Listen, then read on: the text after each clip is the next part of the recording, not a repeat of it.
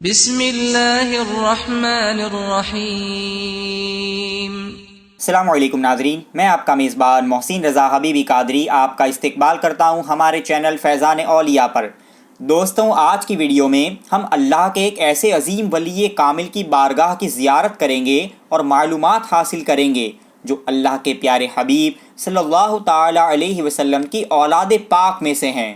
ان مقدس ولی کامل کے بارے میں زیادہ معلومات حاصل کرنے کے لیے آپ اس ویڈیو کو آخر تک ضرور دیکھیں۔ دوستوں، آپ کا مبارک نام حضرت سید احمد رحمۃ اللہ تعالی علیہ ہیں۔ آپ کی کنیت کبیر الدین اور آپ کا خطاب جہاں شاہ ہے۔ آپ صحیح النسب سادات کرام میں سے ہے۔ آپ کے والد ماجد کا نام حضرت سید تاج الدین مکی رحمۃ اللہ تعالی علیہ ہیں۔ آپ کا سلسلہ نسب چند واسطوں سے اہل بیت اطہار کے 10ویں امام حضرت سیدنا امام علی نقی رضی اللہ تعالی عنہ سے جا ملتا ہے۔ آپ کی والدہ ماجدہ کا نام حضرت سیدہ بی بی راضی فردوس رحمۃ اللہ علیہا ہے، جو سید السادات حضرت سید علاء الدین علی رحمۃ اللہ تعالی علیہ کی شہزادی تھی۔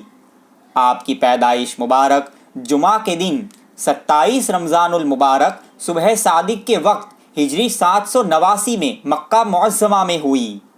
آپ کی ولادت کی تاریخ لفظ وارث امام سے نکلتی ہے۔ آپ کے والد ماجد حضرت سید تاج الدین مکی علیہ الرحمہ کے وصال شریف کے بعد آپ اپنی والدہ ماجدہ کے ساتھ مکہ معظمہ سے ہندوستان کے مانک پور شریف میں تشریف لے آئے۔ اس وقت آپ کے بچپنے کا زمانہ تھا۔ آپ کی والدہ آپ کے ساتھ یہیں رہنے لگی۔ آپ مانک پور شریف میں ہی کسی مدرسے میں جاتے اور علم دین حاصل کیا کرتے تھے۔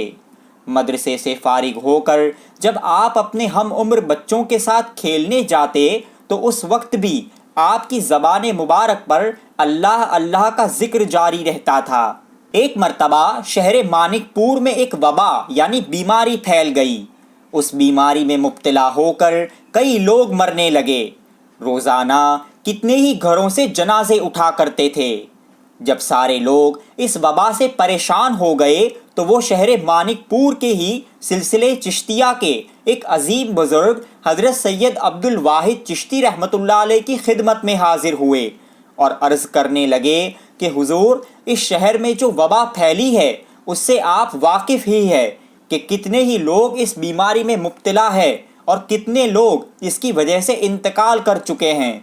آپ اللہ کی بارگاہ میں دعا فرمائے کہ پروردگار اس بیماری سے ہم کو نجات عطا فرمائے۔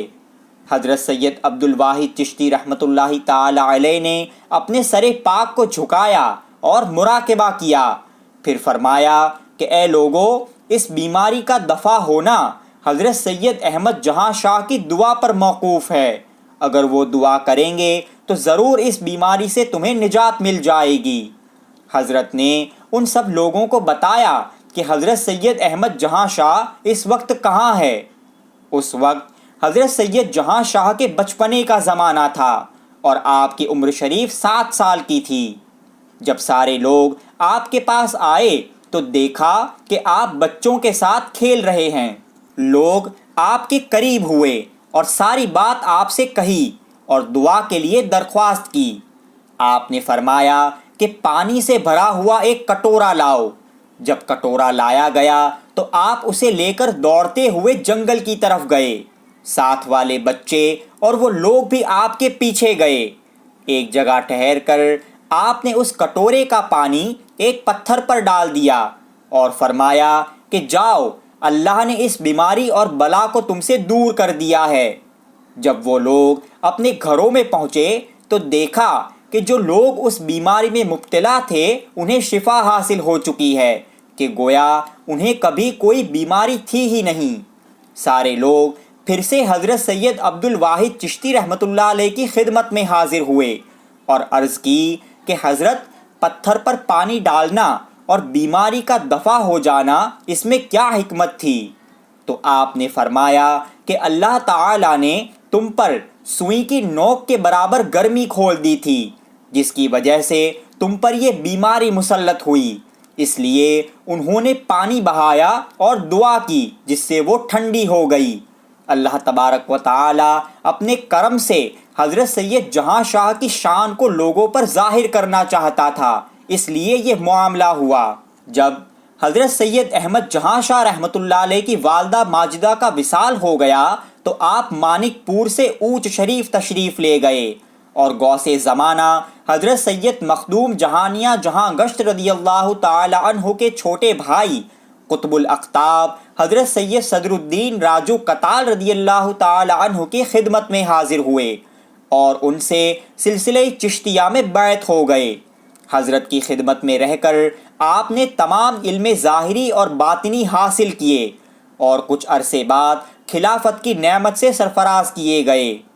ایک مرتبہ آپ نے پیر و مرشد کی خدمت میں حج بیت اللہ پر جانے کی خواہش ظاہر کی۔ حضرت سید راجو کتال رضی اللہ تعالی عنہ نے فرمایا کہ آپ پہلے گجرات کے شہر پٹن جائیے اور پھر وہاں سے حج بیت اللہ کے لیے جانا ہوگا۔ پھر حضرت راجو کتال نے اپنے بڑے بھائی حضرت مخدوم جہانیہ جہاں گشت کے پوتے حضرت سید عبداللہ برہان الدین قطب عالم بخاری رضی اللہ تعالی عنہ جو اس وقت پٹن میں ہی قیام کرتے تھے انہیں دینے کے لیے کچھ تبرکات دیے اور فرمایا کہ تمہیں بھی جو تبرکات ملنے والے ہیں وہ وہیں سے ملیں گے۔ پھر آپ کو پٹن کی جانب روانہ کر دیا۔ اس وقت آپ کی عمر شریف صرف 18 سال کی تھی۔ اس سفر میں آپ کے ساتھ آپ کے چھوٹے بھائی حضرت سید محمد سلطان علیہ الرحمہ بھی تھے۔ حضرت سید احمد جہاں شاہ رحمۃ اللہ علیہ خود اپنی کتاب دستور الخلافت میں لکھا کہ میں اپنے مرشد کے حکم پر گجرات کے شہر پٹن آیا اور یہاں حضرت سید مخدوم عالم بن سید اسماعیل رحمۃ اللہ علیہ کے یہاں قیام کیا۔ دوسرے روز حضرت مخدوم عالم اور میں ہم دونوں حضرت سیدنا قطب عالم رضی اللہ تعالی عنہ کی خدمت میں حاضر ہوئے اور انہیں ہمارے مرشد کا سلام پہنچایا، اور جو تبرکات میرے پیر و مرشد نے مجھے دیے تھے وہ میں نے حضرت تک پہنچا دیے۔ حضرت قطب عالم نے ان تبرکات کو بڑے ادب کے ساتھ اپنے سر پر رکھا اور جو لباس آپ اس وقت پہنے ہوئے تھے وہ مجھ فقیر کو عطا فرمایا۔ اس محفل میں میرے حقیقی چچا بھی بیٹھے ہوئے تھے جو بظاہر مجھے جانتے نہیں تھے۔ انہوں نے پوچھا کہ یہ نوجوان کون ہے؟ حضرت قطب عالم نے فرمایا کہ یہ آپ کے بھائی سید تاج الدین مکی کے شہزادے اور آپ کے بھتیجے ہیں۔ جب انہیں پتہ چلا تو انہوں نے مجھے گلے لگا لیا اور میں نے ان کی قدم بوسی کا شرف حاصل کیا۔ پھر وہ مجھے اور سید مخدوم عالم کو اپنے مکان پر لے گئے اور پھر میں یہیں پر رہا اور حضرت مخدوم عالم اپنے مکان پر واپس تشریف لے گئے۔ حضرت سید مخدوم عالم بن سید اسماعیل رحمۃ اللہ علیہ صاحب کشف و کرامت بزرگ تھے۔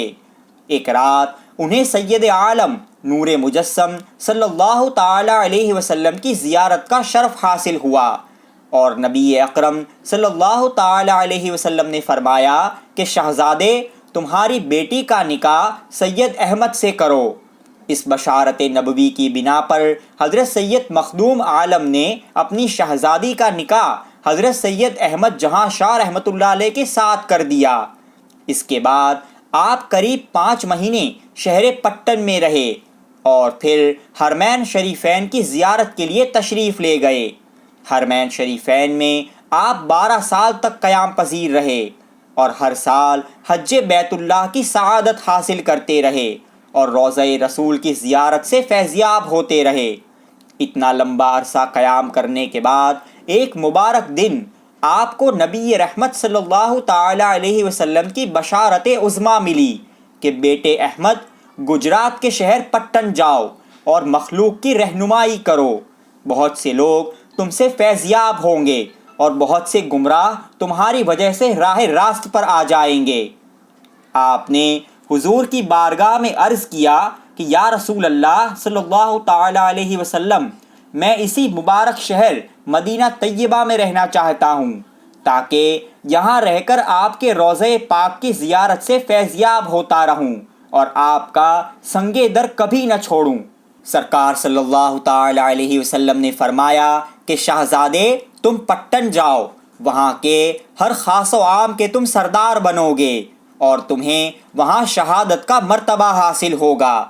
اور پھر نبی پاک صلی اللہ تعالیٰ علیہ وسلم نے کرم فرماتے ہوئے آپ کو ایک کرتا شریف عنایت فرمایا اور ارشاد فرمایا کہ شہزادے لو اسے پہن لو، یہ پیراہن پوری زندگی اپنے ساتھ رکھنا اور وصال کے بعد بھی اپنے ساتھ رکھنا۔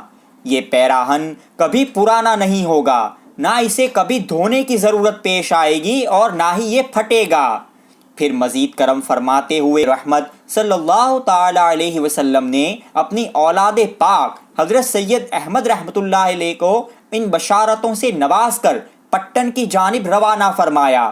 سرکار کے حکم پر آپ واپس شہر پٹن تشریف لائے اور یہیں مقیم ہو گئے۔ آپ کو سرکار کی بارگاہ عالی میں بہت مقبولیت حاصل تھی۔ ولایتوں کے تاجدار حضرت سیدنا عبداللہ برہان الدین قطب عالم اور حضرت سیدنا شیخ احمد کھٹو مغربی رضی اللہ تعالی عنہما جیسی عظیم ہستیاں بھی آپ کا بے حد ادب و احترام کیا کرتی تھی۔ ایک مرتبہ حضرت سیدنا شیخ احمد کھٹو رضی اللہ تعالی عنہ سے کسی نے پوچھا کہ حضور کیا وجہ ہے کہ آپ حضرت سید احمد جہاں شاہ کی حد درجہ تعظیم و تکریم کیا کرتے ہیں؟ اس پر حضرت شیخ احمد کھٹو نے فرمایا کہ میں نے کئی بار عالم روحانیت میں حضور اکرم صلی اللہ تعالی علیہ وسلم کی محفل پاک میں حضرت سید جہاں شاہ کو دیکھا ہے، اور ایک مرتبہ میں نے خواب میں دیکھا کہ حضرت سید احمد جہاں شاہ نبی پاک صلی اللہ تعالی علیہ وسلم کے زانوئے مبارک پر سر رکھ کر آرام کر رہے ہیں۔ یہی وجہ ہے کہ ہم ان کی اتنی تعظیم کیا کرتے ہیں۔ شہر پٹن میں آپ کی خانقاہ شریف میں ہزاروں لوگوں کی بھیڑ لگی رہتی تھی۔ دور دور سے لوگ آپ کی خدمت بابرکت میں حاضر ہوتے اور فیضیاب ہوتے۔